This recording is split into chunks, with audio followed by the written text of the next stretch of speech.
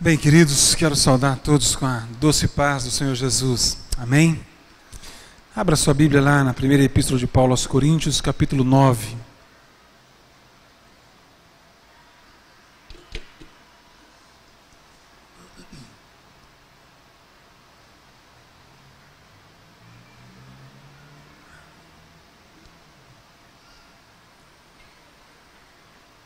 Primeira epístola de Paulo aos Coríntios, capítulo de número 9.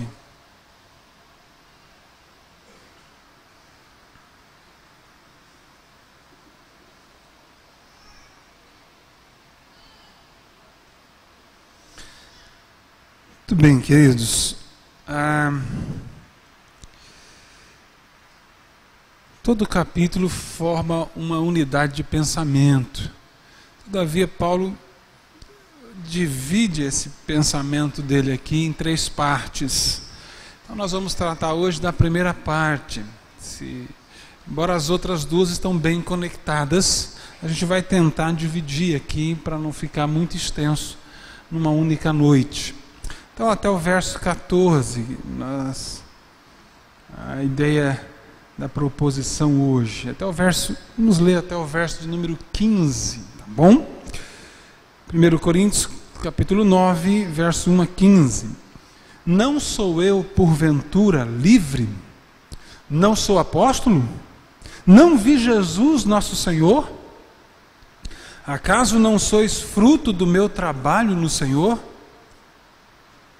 Se não sou apóstolo para outrem, certamente o sou para vós outros, porque vós sois o selo do meu apostolado no Senhor. A minha defesa perante os que me interpelam é esta: não temos nós o direito de comer e beber, e também o de fazer-nos acompanhar de uma mulher irmã, como fazem os demais apóstolos e os irmãos do Senhor e Cefas? Ou somente eu e Barnabé não temos direito de deixar de trabalhar? Quem jamais vai à guerra à sua própria custa? Quem planta a vinha e não come do seu fruto? Ou quem apacenta um rebanho e não se alimenta do leite do rebanho? Porventura, falo isto como homem, ou não o diz também a lei? Porque na lei de Moisés está escrito: não atarás a boca ao boi quando pisa o trigo. Acaso é com bois que Deus se preocupa? Ou é seguramente por nós que ele o diz? Certo que é por nós que está escrito, pois o que lavra cumpre fazê-lo com esperança. O que pisa o trigo, faça-o na esperança de receber a parte que lhe é devida. Se nós vos semeamos as coisas espirituais, será muito recolhermos de vós bens materiais? Se outros participam desse direito sobre vós, não temos nós em maior medida? Entretanto, não usamos desse direito. Antes, suportamos tudo para não criarmos qualquer obstáculo ao Evangelho de Cristo. Não sabeis vós que os que prestam serviços sagrados do próprio templo se alimentam? E quem serve ao altar, do altar tira o seu sustento? Assim ordenou também o Senhor aos que pregam o Evangelho, que vivam do Evangelho. Eu, porém, não me tenho servido de nenhuma destas coisas, e não escrevo isto para que assim se faça comigo, porque melhor me fora morrer, antes que alguém me anule esta glória. Vamos orar mais uma vez ao nosso Deus. Pai Todo-Poderoso, nós nesse momento nos achegamos a Ti, ó Deus, mais uma vez em oração para lhe suplicar, para que o Senhor, ó Deus, nos dê iluminação, para que o Senhor fale conosco, para que a Tua palavra seja compreendida e aplicada, ó Deus, a cada um, em cada um de nós. Sê conosco, em nome de Jesus nós oramos. Amém, Senhor. Muito bem, querido, nós estamos aí já há algum tempo expondo a primeira epístola de Paulo aos Coríntios. Na semana atrasada, 2 domingos passados, nós expomos aqui o capítulo de número 8. E nesse capítulo nós tratamos acerca da liberdade cristã. Como é que a liberdade cristã deve ser exercida? Quais os princípios que devem nortear o uso da liberdade cristã? Aprendemos que o uso da liberdade cristã, ele precisa ser exercido tendo como aquilo que norteia o seu uso, não o conhecimento, mas além do conhecimento, o amor para com o próximo. Também vimos que o exercício da liberdade cristã deve ser exercido não tendo em pauta ou em vista o conhecimento e também o direito, mas além do conhecimento e do direito de realizarmos coisas legítimas, nós devemos pensar no próximo. O que é que o meu irmão vai pensar acerca de mim realizando tal atitude, ainda que eu tenha direito e conhecimento de que isso não tem problema algum? Ou seja, em última instância, o que deve nortear o uso da nossa liberdade cristã, acima de qualquer coisa, é o amor para com o próximo. É claro que isso precisa ser dito entendendo que a palavra de Deus, ela é regra de fé e prática para nós. Então o uso da liberdade aqui é o uso para fazer aquilo que é de acordo com a vontade e a palavra de Deus. Não estamos falando do uso da liberdade para fazer o que bem der na nossa cabeça, mas o uso da liberdade para fazer aquilo que é de acordo com a vontade de Deus. Isso precisa ser feito então, tendo como regra o conhecimento, o direito, mas acima disso, o amor para com o próximo. Bem, no capítulo 9 agora, Paulo não vai mudar de assunto. É o mesmo assunto, capítulo 8, 9 e 10, a liberdade cristã. Agora, Paulo no capítulo 9, ele vai trazer o seu exemplo pessoal no uso da liberdade cristã que ele possuía. E ao aplicar então na sua própria vida, dando a sua própria vida como exemplo, Paulo vai mostrar que com um objetivo maior em pauta, ele vai abrir mão de um direito dele no uso da sua liberdade cristã. Ou seja, Paulo tem então ali dá-nos aqui um exemplo pessoal, não é? Uma aplicação do que ele havia instruído no capítulo de número 8, agora aplica na sua própria vida, demonstrando então que o uso da liberdade cristã também é exercido quando nós abrimos mãos daquilo que é direito nosso, tendo em vista um objetivo maior. E o objetivo maior dele aqui era a glória do Evangelho de Cristo gratuitamente. Muito bem. Então, o objetivo meu nessa noite é falar acerca de que direito é esse que Paulo abriu mão em prol de um objetivo maior, no uso da sua liberdade cristã. E ao olharmos para a atitude de Paulo, nós aplicaremos o ensino para nós hoje, para a igreja de Cristo Jesus hoje e agora. Bem, o direito de Paulo aqui, o qual ele abre mão, antes defende como direito, mas depois ele diz que vai abrir mão, é o direito de ser sustentado financeiramente pela igreja de Cristo, e naquele caso específico pela igreja de Corinto. Paulo havia exercido um ministério ali na igreja de Corinto, havia ficado ali quase 2 anos naquela igreja, e durante esse tempo, como registra o livro de Atos, ele então, mesmo tendo o direito de ser sustentado pela igreja, ele abriu mão desse direito.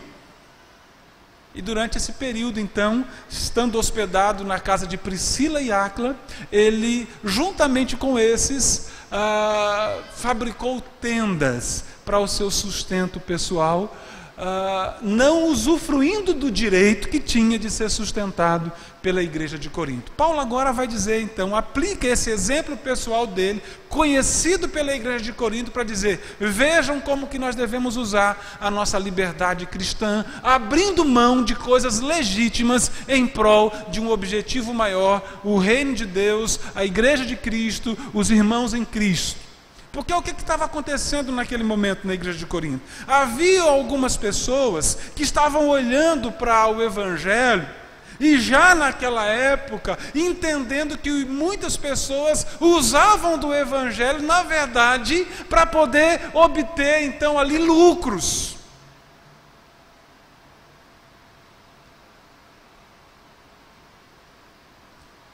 Ok? Já naquela época havia essa preocupação no coração do apóstolo Paulo. A igreja nova, pessoas novas em Cristo ainda, muitas delas vindo exatamente do paganismo, eram ímpias, numa religiosidade pagã.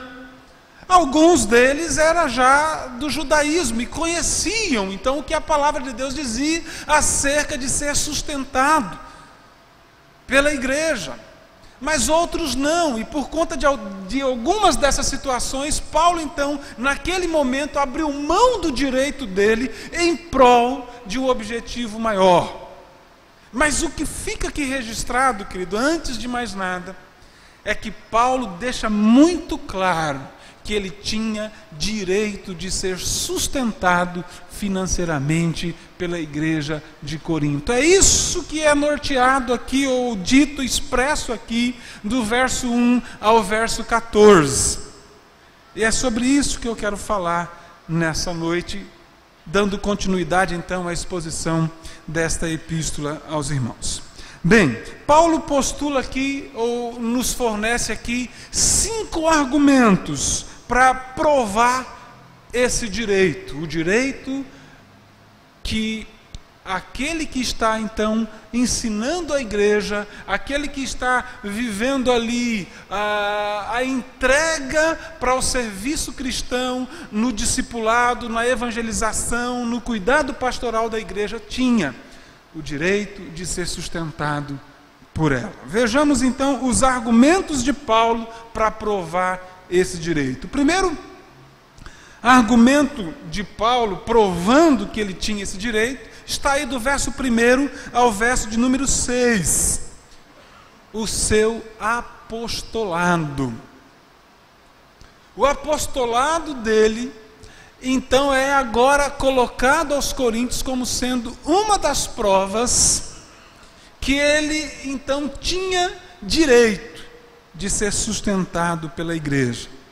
Não sou eu porventura livre, ou seja, porque eu sou livre, então eu vou exercer o meu direito. Mas antes de mostrar o porquê que eu estou dizendo que eu sou livre, ele está dizendo isso porque lá no verso 15, então, ele vai dizer então, olha, então, agora, ainda que eu tenha direito, eu vou abrir mão de ser sustentado, porque melhor me fora morrer antes que alguém me anule essa glória de abrir mão desse direito. Mas ele diz, eu sou livre. Livre para quê? E agora ele vai dar as suas explicações. Não sou eu apóstolo, não vi Jesus nosso Senhor, ou seja, nesses versículos todos, 1 ao 6, Paulo vai mostrar as suas credenciais apostólicas, ou seja, aquilo que tornava ele alguém que podia ser reconhecido como um apóstolo de Cristo Jesus, tanto quanto os outros apóstolos. Ou seja, assim como os outros apóstolos que vivem do Evangelho, também eu como apóstolo não tenho o mesmo direito. É esse o ponto de Paulo. Se os outros apóstolos eles estão vivendo do Evangelho, por que é que eu, apóstolo que sou, não teria eu o mesmo direito? Ou vocês duvidam do meu apostolado? E é claro, Paulo tinha consciência de que haviam pessoas ali também naquele momento duvidando ou colocando em dúvida o seu apostolado. E Paulo então diz: bom, querem ver como eu sou apóstolo? Assim como qualquer um deles, eu também vi Jesus. Não vi Jesus, nosso Senhor? Vocês conhecem a minha história, vocês conhecem o meu testemunho. Eu estava indo para Damasco, e o Senhor Jesus então veio até mim, interpondo-se no meu caminho, aparecendo a mim. Vocês conhecem. Acaso não sois fruto do meu trabalho no Senhor? Vejam, é exatamente no exercício do meu apostolado que eu, obedecendo a ordem do Senhor Jesus, quando me chamou para ser apóstolo aos gentios, é que eu então vim parar aqui, ou aí na cidade de Corinto.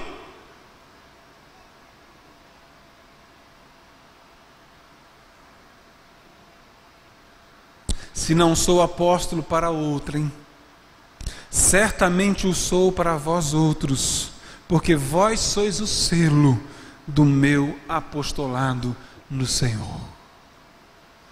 Selo aqui, Paulo está usando uma figura comum, um conhecimento comum da época.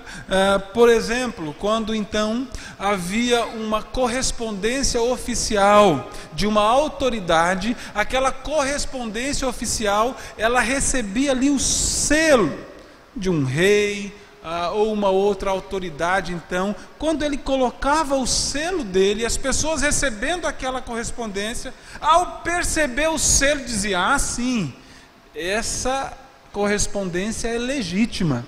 Aqui está o selo que autentica essa correspondência como sendo legítima desse correspondente. Paulo então olha para a igreja de Corinto e diz: espera aí, vocês não podem ter dúvida do meu apostolado, vocês conhecem a minha história, sabem que o próprio Senhor Jesus me comissionou para o apostolado entre os gentios. Vejam, a igreja que vocês agora fazem parte, a vida de vocês em Cristo Jesus, isso tudo é selo do meu apostolado. É exatamente vocês, aquilo que dá credibilidade, autentica que de fato eu fui chamado por Cristo para ser apóstolo. Quando eu saio para pregar em outros lugares, eles se lembram: ali está Paulo, o apóstolo aos gentios, aquele que fundou a igreja de Corinto. Como pode vocês, a igreja de Corinto, agora lançar dúvida ao meu apostolado? Vocês, a marca indiscutível de que de fato eu sou apóstolo. Outros podem até duvidar, mas vocês jamais. Outros podem até duvidar, mas vocês não. Olha que interessante, fazendo um contraponto agora. Paulo, naquela época, tendo dificuldade com relação ao reconhecimento do seu apostolado, tendo que mostrar, dar provas do seu apostolado. Quando ele escreve a segunda epístola, mais uma vez ele vai defender o seu apostolado e diz: olha, eu já dei a prova de vocês que eu vi Jesus, vocês conhecem o meu testemunho, mas também além disso, vocês são prova dos prodígios e sinais que Deus realizou através da minha vida na igreja de vocês. Ter visto Cristo, ter realizado prodígios e sinais. Naquele momento, eram provas, eram demonstrações do seu apostolado. Como é que hoje em dia nós podemos ter pessoas se auto-intitulando apóstolas? Se para Paulo já era difícil, como é que pessoas hoje em dia podem se auto-intitular apóstolos, queridos? O que validava o apostolado de Paulo era ele ter visto Jesus face a face. Ter sido chamado não indiretamente ou por meio de uma situação, numa pregação para o apostolado, mas o próprio Cristo aparecendo a ele de maneira indiscutível, com testemunhas. Como foi? Não há, biblicamente falando, nenhum tipo de fundamentação, de base, de qualquer tipo de argumento nas Escrituras que dão embasamento para qualquer pessoa hoje ser apóstolo de Cristo Jesus. Quando as pessoas se auto-intitulam apóstolas, elas estão arrogando para si um título de autoridade inspirada por Deus, algo que somente os apóstolos bíblicos tiveram. E eles sabem disso, aqueles que se auto-intitulam de apóstolos sabem disso, e é exatamente isso que eles estão arrogando para si. Palavra inerrante, indiscutível. Ninguém pode dizer para ele, mas espera aí, será que é isso que a palavra de Deus está dizendo? Um dia, um desses que se auto-intitularam apóstolos nos dias atuais, foi interpelado por um ouvinte, via rádio, e ele estava ensinando uma questão lá, mas o ouvinte ligou e disse, mas o apóstolo Paulo aqui na carta tal diz o contrário, como é que o senhor vê isso? Ele disse, Paulo era apóstolo, eu sou apóstolo, eu sou mais eu do que Paulo.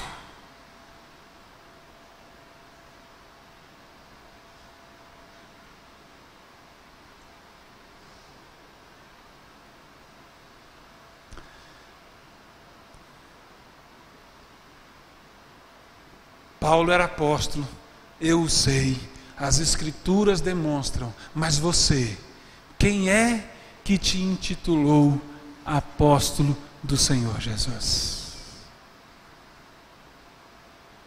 Queridos, para fechar esse parêntese, qualquer que se auto-intitule apóstolo, está fazendo isso por si mesmo, jamais por Cristo Jesus. Tem alguns que acharam pouco apóstolo e já passam a se intitular, sabe como? Pai apóstolo. Onde é que vão parar? Onde é que vão parar?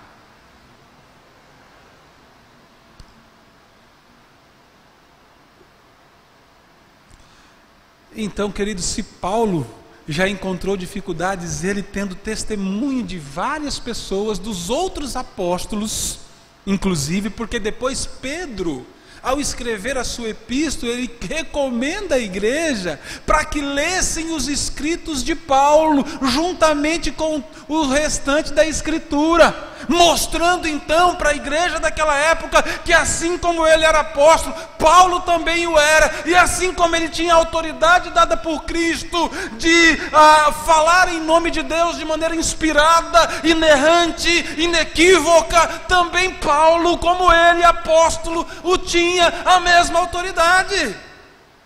Ou seja, a própria Escritura dando a mim e a você provas do apostolado de Paulo, não só nas palavras ditas e escritas pelo próprio Paulo, como de um outro apóstolo, aquele que naquele momento tinha até maior proeminência entre todos. Então cuidado, queridos, cuidado, não se deixem enganar, mas para que isso não aconteça, você precisa se debruçar no estudo da palavra de Deus, porque é a Escritura que precisa ser usada para poder ser a peneira, para poder ser o crivo pelo qual iremos julgar se tais e tais palavras são de Deus ou não. Se você não conhece a Escritura, as pessoas vão dizer eu sou isso e aquilo, e você vai dizer amém. Fala então o que é que eu tenho que fazer, como muitas pessoas têm feito. Pois bem, Paulo então diz, eu sou apóstolo, vocês são o selo do meu apostolado. E aí depois ele vai colocar algumas questões, então, não temos nós o direito de comer e beber? Eu como apóstolo, como os outros apóstolos, não tenho eu o direito de comer e beber? Ou seja, não tenho eu o direito de receber a comida e a bebida de vocês?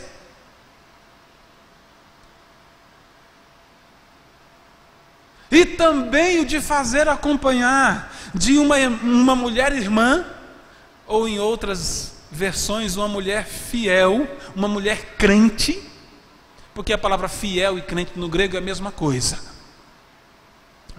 Então uma mulher crente. Aí aqui a tradução, mulher irmã, ou seja, irmã em Cristo Jesus, ou seja, alguém crente. No original é uma mulher crente. O que é que Paulo estava dizendo com isso? Estava defendendo o direito de casar-se? Não, também, mas não era esse o ponto. O ponto era, não tenho eu o direito de ser sustentado, não só eu, mas também a minha família, porque tenho exercido o apostolado entre vocês. E o que era exercer o apostolado? Era exercer o ensino da palavra de Deus, era exercer uma vida onde ele se dedicava então para o ensino, para a pregação, a proclamação do Evangelho. Ou seja, assim como os outros apóstolos comem e bebem e são sustentados por aqueles a quem eles pregam o Evangelho, e não só eles, mas também a sua família, não temos eu e Barnabé o mesmo direito? Direito de ser sustentado pela igreja, porque ele era apóstolo.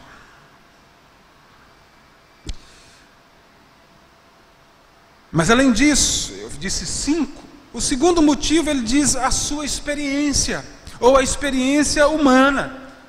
E ele usa aqui no verso 7 dizendo, quem é que jamais vai à guerra? À sua própria custa. Quem planta a vinha e não come do seu fruto? Ou quem apacenta um rebanho e não se alimenta do leite do rebanho?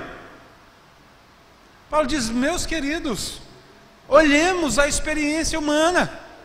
Você já viu algum soldado ao mesmo tempo estar em batalha e tendo que ele mesmo prover aquilo para que ele venha a ser sustentado, prover o seu sustento?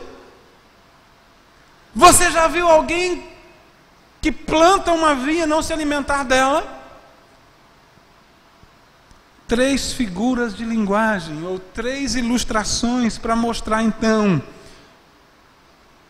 que aqueles que estão se envolvendo com o trabalho, eles devem ser sustentados por aqueles que são beneficiados por aquele trabalho. Usa a experiência humana para mostrar essas questões. E aqui, por outro lado, então, pensando na igreja, ele mostra que a igreja é um grande exército. É uma vinha, é um rebanho. Um outro dia exploraremos isso. Vejamos agora um outro argumento. Paulo diz, ok, sou apóstolo, a experiência humana mostra isso também. Mas para que vocês não pensem que é só a experiência humana que está dizendo, deixa eu mostrar para vocês então um terceiro argumento. A lei de Deus ensina isto. Verso 8. Porventura falo isto como homem, ou seja, estou falando apenas baseado na experiência humana? Ou não o diz também a lei? Perguntas retóricas, onde a resposta é sempre a mesma. É verdade, sim, a lei também o diz. E Paulo agora vai mostrar, do verso 8 ao 12 então, do 9 ao 12, a lei mostrando o ensino de que aqueles que viviam na ministração a outros, deveriam ser sustentados por aqueles que eram ministrados. Veja o texto. Porque na lei de Moisés está escrito: não atarás a boca ao boi quando pisa o trigo. Acaso é com bois que se preocupa, que Deus se preocupa? Ou é seguramente por nós que Ele o diz? Certo que é por nós que está escrito: pois o que lavra cumpre fazê-lo com esperança. O que pisa o trigo, faça-o na esperança de receber a parte que lhe é devida. Se nós vos semeamos as coisas espirituais, será muito recolhermos de vós bens materiais? Se outros participam desse direito sobre vós, não temos nós em maior medida? Paulo vai lá no Antigo Testamento, vai lá no livro de Levítico, vai lá então exatamente quando Deus ele traz a lei acerca dos levitas, acerca dos sacerdotes, mostrando que tanto os levitas como os sacerdotes que serviam nos trabalhos espirituais no templo, eles deviam ser sustentados pelo povo. De maneira que quando o povo levava para o altar o seu sacrifício, parte daquele sacrifício era para o sustento dos levitas, era para o sustento dos sacerdotes. Paulo então diz: eu não estou mostrando para vocês só baseado no conhecimento humano, de que o soldado vai à guerra então, não custeando a sua própria necessidade, mas o exército fornecendo tudo que ele precisa. E as outras questões, mas eu estou falando porque a lei de Deus ensina isso.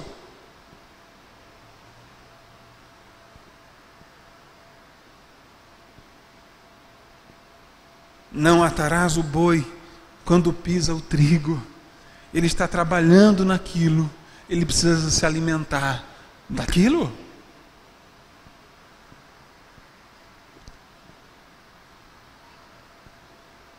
O princípio está sintetizado no verso 11. Se nós vos semeamos as coisas espirituais, será muito recolhermos de vós bens materiais?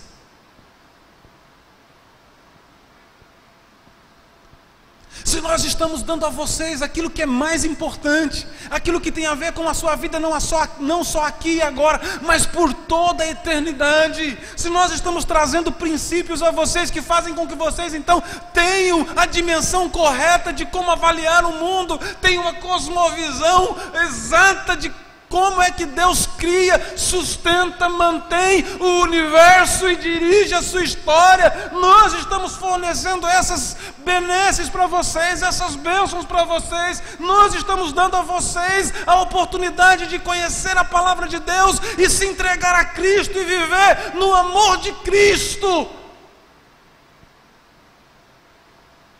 Bens espirituais que são imensurável monetariamente falando. Se nós estamos semeando a vocês isso, será muito receber de vocês bens materiais, será muito ser sustentado por vocês.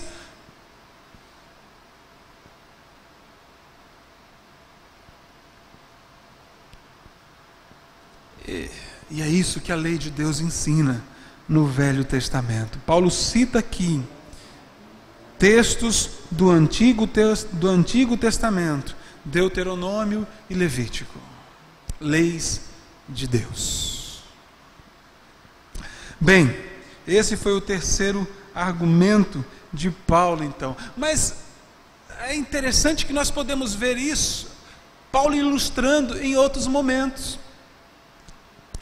Em Gálatas, como nós vimos aqui alguns domingos anteriores, domingos passados, nós percebemos isso. Gálatas capítulo 6 foi exposto então, e nós vimos lá assim: mas aquele que está sendo instruído na palavra, faça participante de todas as coisas boas aquele que o instruiu. Ou seja, tem alguém se dedicando para pregar o Evangelho, tem alguém se dedicando para anunciar coisas excelentes que tornam o homem sábio para a salvação. E esse alguém que está sendo instruído, então o que é que ele tem que fazer? Será muito que ele abençoar aquele que o instrui em todas as bênçãos, em todas as coisas? Paulo ilustra isso também ao escrever aos Romanos. Paulo, ao escrever aos Romanos, ele se dirige aos gentios e diz: olha, vocês foram abençoados espiritualmente pelo povo judeu. Agora é a hora de vocês então fazerem uma coleta, é hora de vocês fazerem aí uma oferta para que os crentes judeus em Jerusalém sejam atendidos, ou seja, eles vos semeam, eles se deram semeando a vocês coisas espirituais, agora é a hora de vocês abençoar a vida deles, materialmente falando.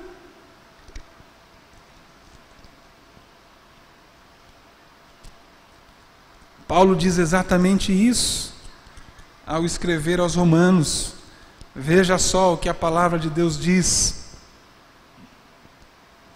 porque aprouve a Macedônia e a Acaia levantar uma coleta em benefício dos pobres dentre os santos que vivem em Jerusalém. Isto lhes pareceu bem, e mesmo lhes são devedores, porque se os gentios têm sido participantes dos valores espirituais dos judeus, devem também servi-los de bens materiais.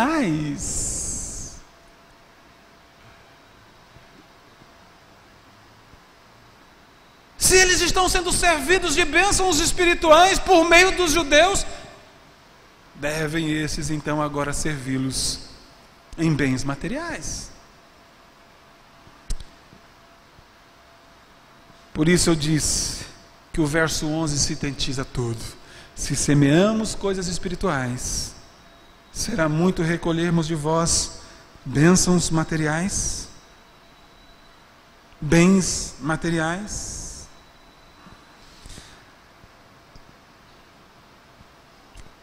O apostolado, a experiência humana, a lei de Deus, e em quarto lugar, Paulo ainda dá a seguinte prova: a prática do Antigo Testamento. Não só a lei, mas também a prática do Antigo Testamento. Verso 13, aí ele vai de novo, lá na lei, lá em Deuteronômio, dizendo o seguinte: não sabeis vós que os que prestam serviços sagrados do próprio templo se alimentam? Primeiro eles põem a lei, agora eles põem a prática do Antigo Testamento. Aqueles que trabalhavam no altar, do próprio altar, tirava o seu sustento.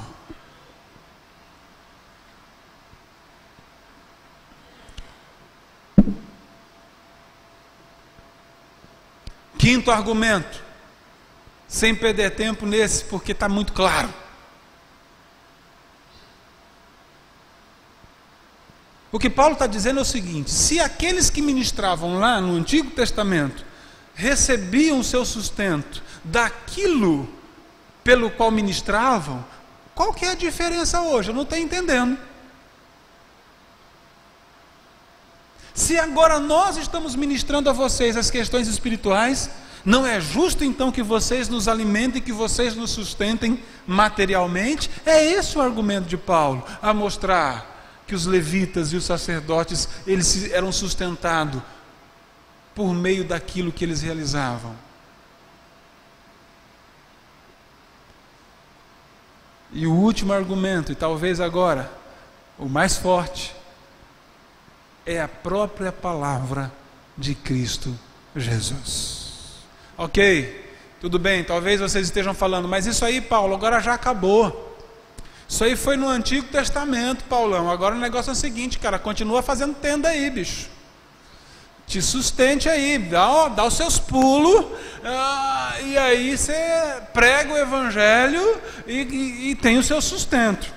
Porque aquilo lá já ficou no passado. É Antigo Testamento, estamos agora na era nova, meu. Paulo diz, então deixa eu falar para vocês o que é que Jesus ensinou a esse respeito. Verso 14: assim ordenou também o Senhor aos que pregam o Evangelho, que vivam do Evangelho. O texto que foi lido aqui nessa noite, quando Jesus então pega os seus discípulos e os manda, os comissiona de 2 em 2. Diz: não é para levar nem ouro, nem prata, nem bronze, não leva nada, para que vocês mesmos se autossustentem. Nem é para levar 2 capas, nem é para levar sacola para colocar coisas nela, não, alforje, não.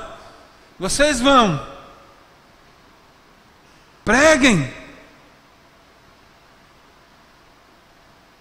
porque o trabalhador é digno do seu sustento. Jesus está falando, essa é a palavra de Jesus, o trabalhador é digno do seu sustento, em referência aos apóstolos, aos discípulos saindo para pregar o Evangelho. Ou seja, ele coloca a pregação do Evangelho como sendo um trabalho que estava sendo realizado, e pela pregação do Evangelho deveriam ser sustentado por aqueles a quem eles ministravam o Evangelho. É nesse texto que Paulo está pensando quando ele diz: assim ordenou também o Senhor aos que pregam o Evangelho que vivam do Evangelho. São esses os argumentos que Paulo dá à igreja para dizer: eu tenho direito de ser sustentado financeiramente ou materialmente pela igreja. Não só eu, mas a minha família, porque assim como os outros apóstolos que tinham mulheres eram sustentados, também eu, se tivesse, também seria. Esse é o meu direito. Qual que é a aplicação disso tudo para mim e para você hoje? A aplicação disso, querido, é a mais óbvia possível. Aqueles que ministram sobre a vida de vocês não devem ser tidos como peso no que diz respeito ao seu sustento financeiro, mas pelo contrário, devem ser tidos como pessoas em alta conta, porque estão ministrando a vocês, como o próprio Paulo diz, semeando a vocês coisas espirituais, coisas que têm a ver com a vida de vocês, não só para o aqui e agora, mas para toda a eternidade.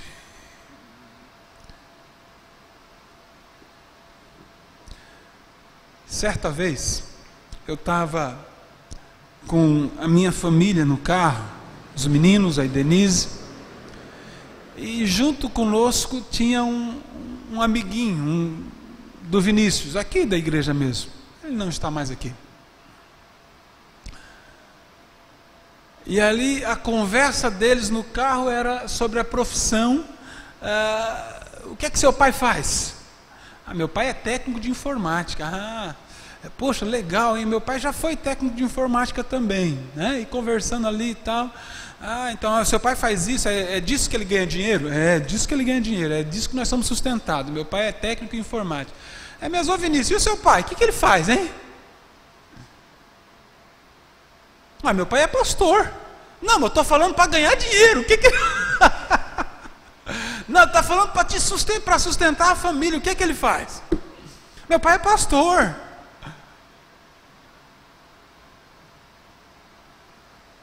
E ele não ficou conformado com aquilo.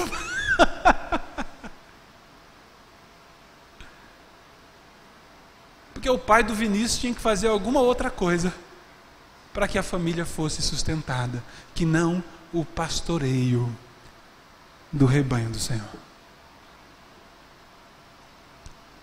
O pessoal da igreja aqui brinca. Quando o Vinícius, eu tinha apenas o Vinícius como filho, então isso já faz algum tempo, já que o meu caçula tem 7 anos, e o Vinícius já tem 13, o Vinícius devia ter ali os seus 4 anos, e alguém ligou em casa, e o Vinícius que atendeu a ligação, né? E aí perguntaram para o Vinícius: seu pai está em casa? Ele disse: não, não está não. Aí ele está trabalhando? Não, meu pai não trabalha, meu pai é pastor.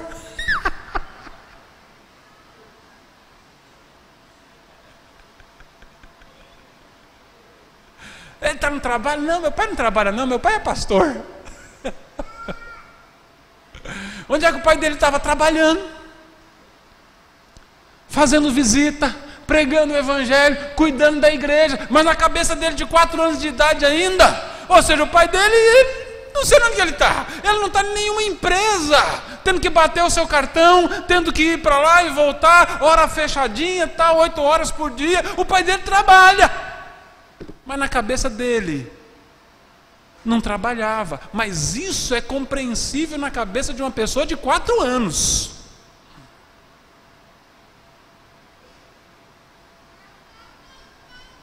Mas não pode ser compreensível para a igreja de Corinto. Paulo diz: não, isso não.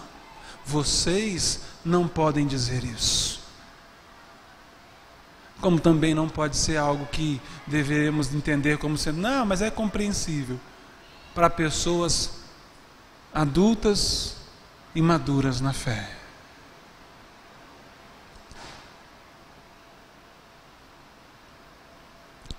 Volto a dizer, a aplicação do texto é óbvia.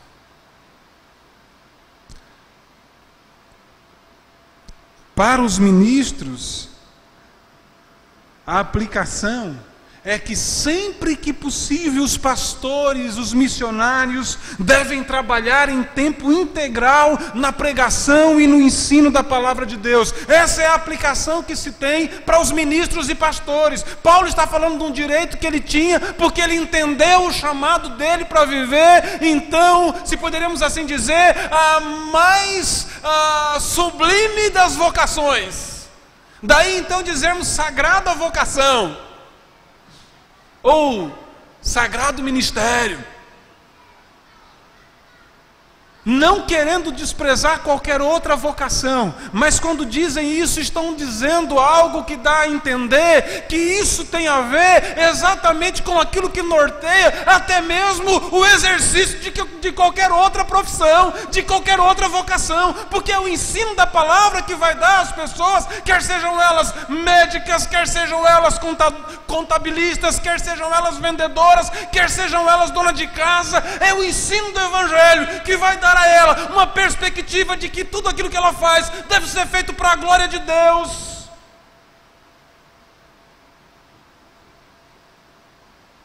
Que vai dar a elas a perspectiva exata de que elas estão cumprindo a vontade de Deus em suas vocações, como sendo ali, devendo ser ali, uma bênção nas mãos de Deus.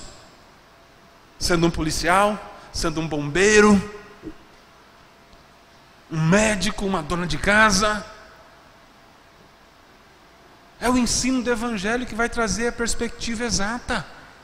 E é o ensino do evangelho que vai tornar o homem sábio, não só para ser um bom cidadão, mas é o ensino do evangelho, como diz Paulo a Timóteo, que vai tornar o homem sábio para a salvação em Cristo Jesus. E é nesse sentido, então, que os pastores, missionários, devem direcionar e entender o seu ministério como algo que, se possível, deva ser feito, então, por conta da sua importância, deve ser exercido de tempo integral, para que a palavra de Deus seja ensinada da melhor maneira possível. Por outro lado,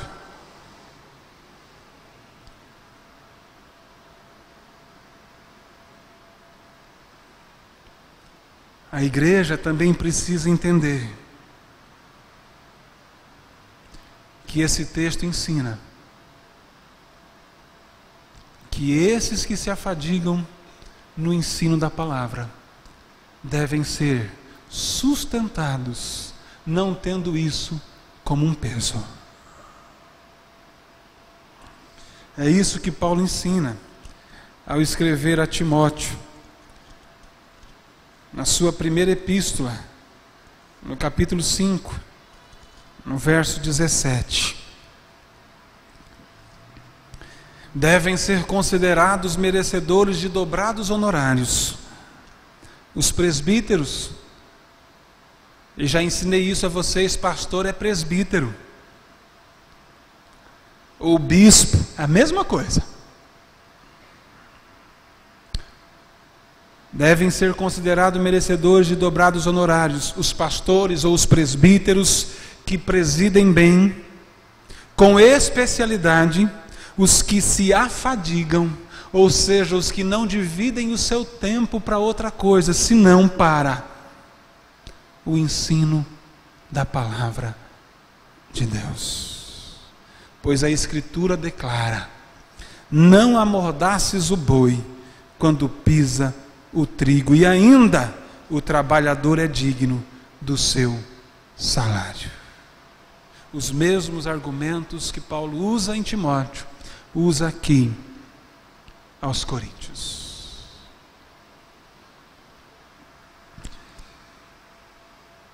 Ou seja, cabe à igreja sustentar os seus ministros, e isso não de qualquer maneira,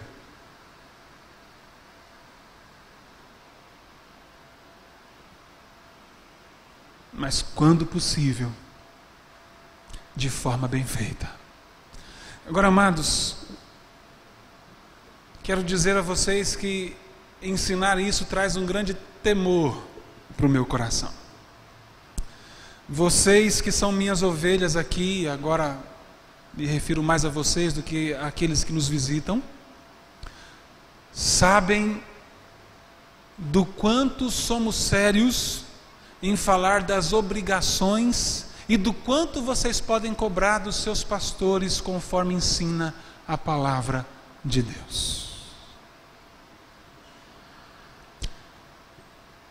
E por conta de ser claro nesse ponto, tenho liberdade para ser claro também neste que acabo de vos ensinar, segundo a Epístola de Paulo aos Coríntios. Não estou aqui pregando isso com um ar de reclamação.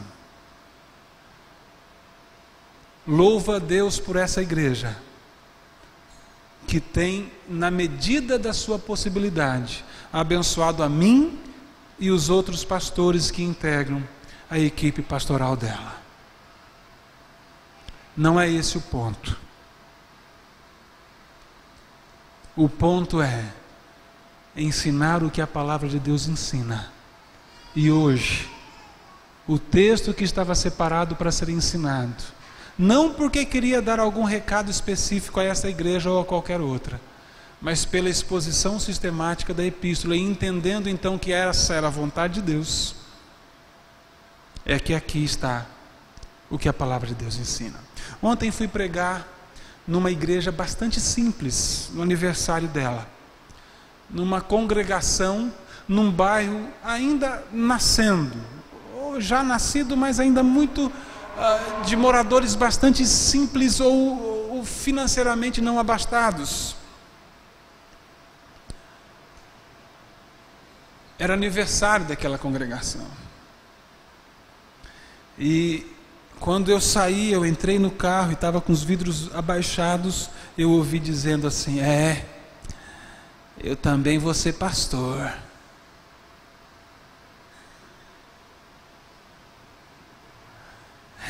Também quero ser pastor.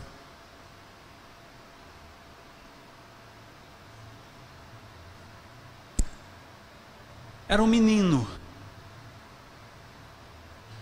14 anos, sei lá, e um menino que não é crente.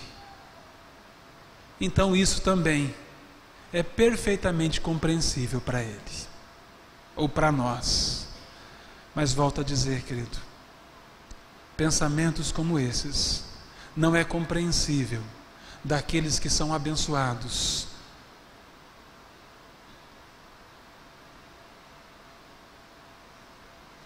pela vida de pessoas que se desgastam em prol do Evangelho, para que vocês sejam abençoados espiritualmente.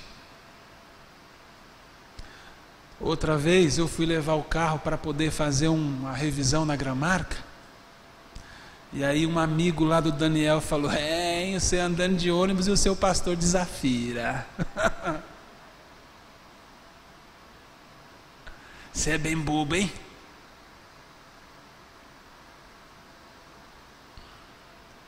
Vai me dizer que você dá o dízimo lá. Isso é compreensível para o ímpio, mas não pode ser compreensível para você, querido. Como não podia ser compreensível para a igreja de Corinto, Paulo diz: não, vocês não podem pensar assim.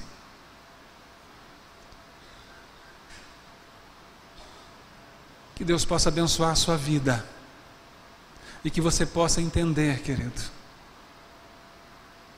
Hoje sou eu, pastor João, pastor Modaide, que pastoreamos essa igreja. Mas haverá um tempo que não será mais nós, e talvez você esteja nessa igreja ainda.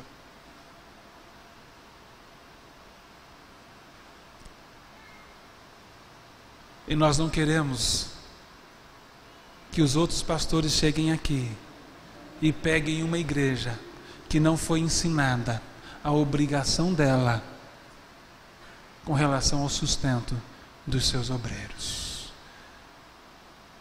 O que eu estou dizendo com isso é que essa falha vocês não poderão dizer que tivemos, pois a palavra é clara. Que haja alegria no coração de vocês em pastorear esse rebanho. Também quero dizer que estou satisfeito, tenho provas tremendas desse rebanho. Lembro-me que há 2 anos atrás, eu e minha família íamos sair de férias. E então um membro da igreja chegou na nossa casa com um envelope e disse: pastor, isso aqui é um presente que eu gostaria de dar, eu e minha família, para o Senhor, para que você possa utilizar nas suas férias, porque vocês têm sido uma bênção na nossa vida. Minha família tem aprendido muito, e coisas que são impagáveis, através da sua vida, e nos deu. Há 2 anos atrás, para não falar em valor, mas foi o suficiente para nós comermos praticamente todos os dias durante as férias. Ano passado, íamos viajar de férias e nós fomos visitar uma pessoa também que nem membro dessa igreja é, mas que se sente abençoada também pela minha vida e a vida da minha família. E nós fizemos uma compra com ela de mais de R$1.000. Falei: e agora? Como é que a gente paga isso? Vamos parcelar esse negócio. Ela disse: pastor, Deus abençoe. Isso é um presente que a gente quer dar para a sua família. Guarda o dinheiro para o senhor desfrutar nas férias. Isso é um presente. E falou com lágrimas, dizendo: o Senhor tem sido uma bênção na minha vida e na vida da minha família. O Senhor nem sabe o quanto. Isso aqui não expressa praticamente nada daquilo que o Senhor tem sido na minha vida. E tantos outros momentos, querido.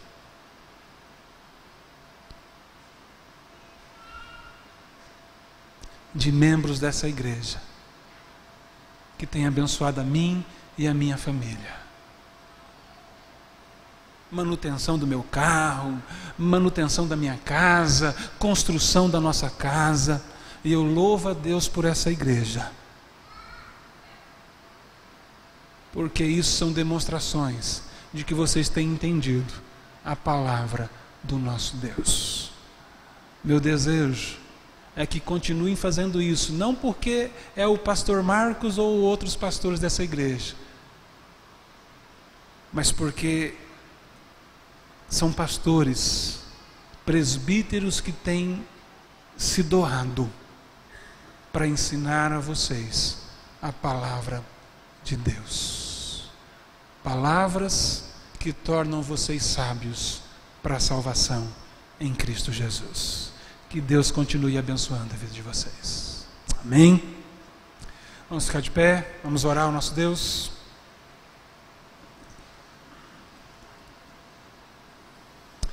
Senhor Deus, nós louvamos o Teu nome, nós Te agradecemos, ó Deus, pela Tua palavra, Te agradecemos, ó Deus, porque a Tua palavra, Pai amado, demonstra, ó Deus, por meio da vida de Paulo e esse exemplo pessoal que Ele deu à igreja de Corinto,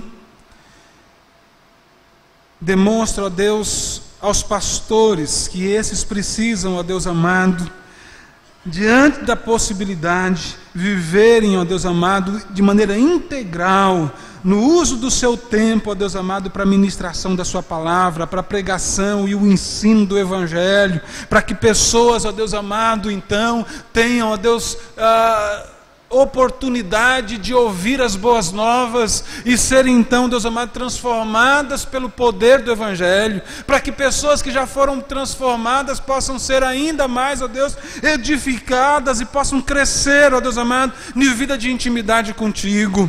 Abençoe, ó Deus, os pastores dessa igreja, para que possam, ó Pai amado, entender essa responsabilidade, ó Pai amado, essa excelente obra que o Senhor nos dá, ó Deus, sem perder a perspectiva de que é uma obra que imprime angústia no coração, ó Deus amado, e não uma obra que deve ser feita, ó Deus, como sendo, ó Pai amado, algo de só menos importância, ó Pai amado, ou sem o desgaste da nossa própria alma, mas que seja assim entendido, ó Deus, como o próprio apóstolo Paulo entendeu, se dizendo então, Deus, desgastado em prol do Evangelho, para que aqueles a quem ele tinha oportunidade pudesse crescer em Cristo Jesus. Abençoe a minha vida, abençoe a vida do pastor João Geraldo, abençoe a vida do pastor Modaide, ó Deus, para que todos nós então, ó Deus, possamos ser visitados pela sua graça, pelo seu Espírito, ó Pai, de maneira que haja alegria em nós, ó Pai, mesmo em meio aos gemidos dessa obra, dessa labuta, ó Deus amado,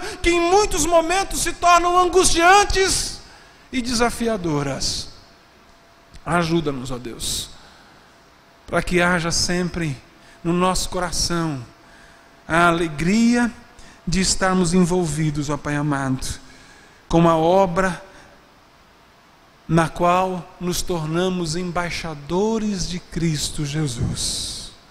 Pai, abençoe também a igreja do Senhor aqui, e a todos os cristãos, todos aqueles que já foram alcançados pelo Senhor e que nessa noite ouvem essa mensagem e que ouvirão por meio da internet, para que não tenham, ó Deus amado, no coração peso ou desgosto de verem os seus pastores serem sustentados pela igreja do qual fazem parte, mas pelo contrário, haja alegria e envolvimento por parte deles, no cumprimento da sua lei, da sua palavra, de serem ofertantes e dizimistas, para que através disso haja a manutenção da casa do Senhor, o que envolve a manutenção financeira e material daqueles que se afadigam no ensino da sua palavra, Pai. Abençoe, ó Deus, para que haja regozijo e alegria no coração de todos aqueles que são membros dessa igreja, aqueles que nos visitam hoje, que são membros de qualquer outra igreja evangélica, bem como no coração de todos que ouvirem essa palavra, em nome de Jesus. Amém, Senhor Deus.